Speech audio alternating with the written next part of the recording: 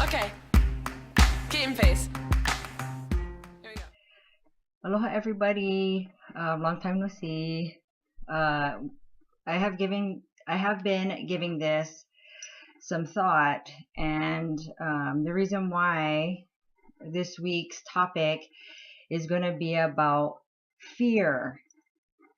The reason why I'm deciding to do a video about fear is because throughout the last couple of weeks and in the practice, and also some of the comments that have been coming through, whether it's from YouTube or from even the website, a lot of people have been asking questions about how do I deal with fear? How do I deal with accepting my condition? How do I deal with coming to terms about my diagnosis? Or even some people who may not be the one being diagnosed, but even the family members, being afraid about being labeled or their family members being labeled, and it's a very valid concern,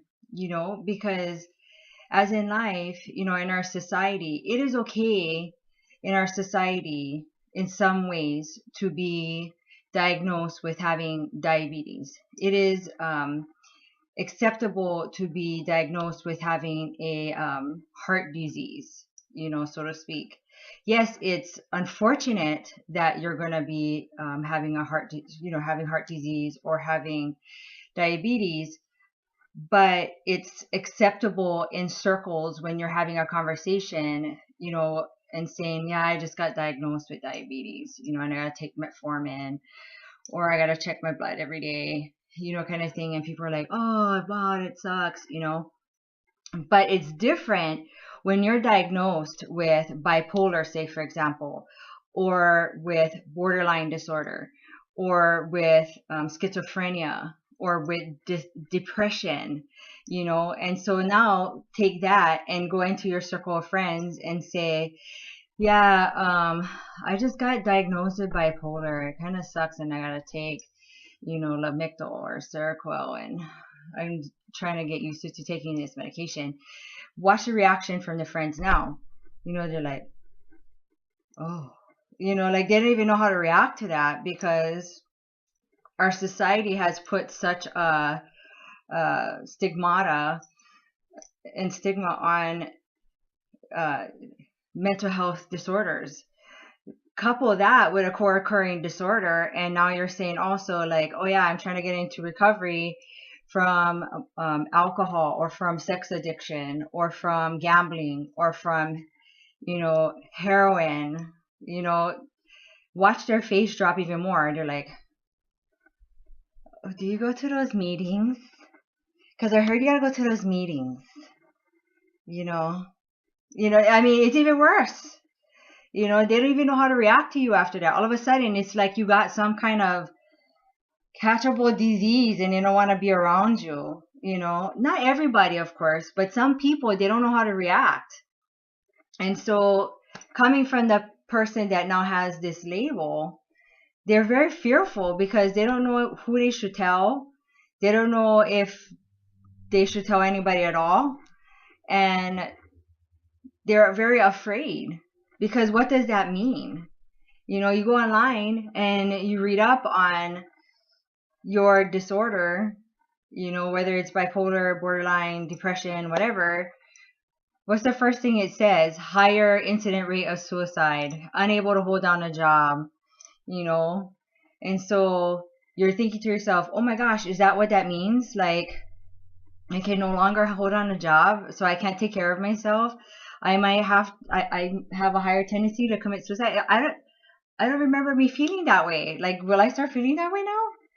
And then you go and you watch some of these shows, and they pan on to a sane asylum, or these hospital scenes, and these people are walking around like robots, or zombies, and you're thinking to yourself, oh my gosh, is that what I'm going to feel like when I get on these meds? Is that normal? Like you don't feel nothing? Like do I become do I feel like I become a zombie? Like, I don't want to feel like that. So now you're nervous, and you should have, that's valid concerns to feel all of that. And I'm here to tell you, you're not supposed to feel like that on those medications. You should have all the normal healthy range of emotions. You should feel sad. You're supposed to be able to cry. You should get mad. You should, be happy. You should have all those emotions. The difference when you get on that medications is before, when you used to have these major highs and lows. So like when you used to get depressed, you used to get really depressed. And when you used to get happy, you used to get really happy. And like over the top, where you used to probably go ahead and buy all kinds of stuff, or you used to think that you could stay up for days and do all these things. And then when you used to get really upset, you used to get very agitated and irritated and hate life. The difference is it's just going to bring it down a little bit to a healthier range of behavior. That's it. You're not supposed to feel like the zombie action going on. None of that. No, that's movies stuff. No, and that's why people get so fearful, because of what the cinema has put on, and has put out there. So, that, please don't be concerned about that. And if it does start making you feel like that, that's the wrong medication. So you go back to your provider and you have that discussion with them, and you say, hey, this stuff isn't making me feel right. Can we talk about this so that we can get this medication altered or changed? You have to be an advocate for yourself, because you are your best advocate for sure. I mean, that's the main thing. And talk to your provider and ask him questions. What is this that you label? What is this you are diagnosing me with? I want to understand. Why did you come up with this? It's not okay for them to turn on, even a medical condition. It's not okay for them to turn around and say, oh yeah, by the way, you're diabetic. Take this meds, come back and see me in 6 weeks. No, what you want to say is, how did you come up with this diagnosis? Like, I want to understand. Because this is my body, so I want to know why. So let me know. Same thing with a mental health diagnosis. A brain is an organ. It's no different. So if somebody's telling you, I think you are bipolar, I think you're borderline, I think you have major depression disorder, then ask how you came up with that. Like, I want to know. And how do I treat this? I don't want to just get put on meds. Can we do alternative medication? Can we do alternative medication and therapy first before you just put me on Western meds? Like, is there other alternatives first before we do this? Ask, do different things, get support systems in place, you are your only advocate. I cannot stress that enough, because if you don't ask, you won't know. Read, get yourself educated about it. Go back, ask questions again. And if you don't get your questions answered, go back, ask again. You might be the biggest pain to ask to them, but at least you're an educated pain to ask. You know what I mean? That's the most important. So anyway, with that being said, the biggest way to combat fear is education.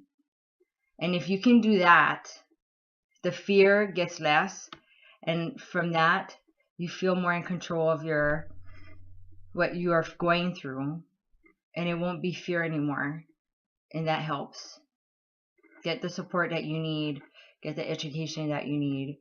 And then you can go from there. All right, everybody, have a great week. And I will talk to you soon. Have a great week, everybody. Okay. Game face.